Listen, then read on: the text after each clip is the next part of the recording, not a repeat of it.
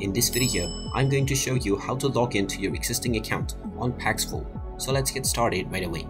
First of all, open up the Paxful application on your device. And if you haven't logged into your account already, you will see the login button. Tap on this button and you will be asked to enter your credentials.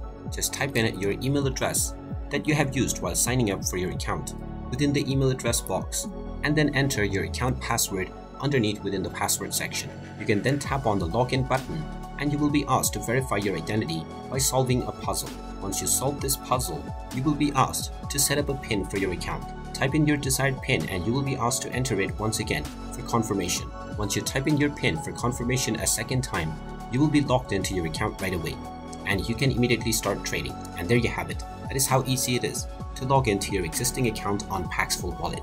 If you find this video helpful, make sure you hit that like button and subscribe to our channel if you haven't done so already. Also ring that notification bell to never miss another update from us. Thank you for watching and I will see you again in the next video.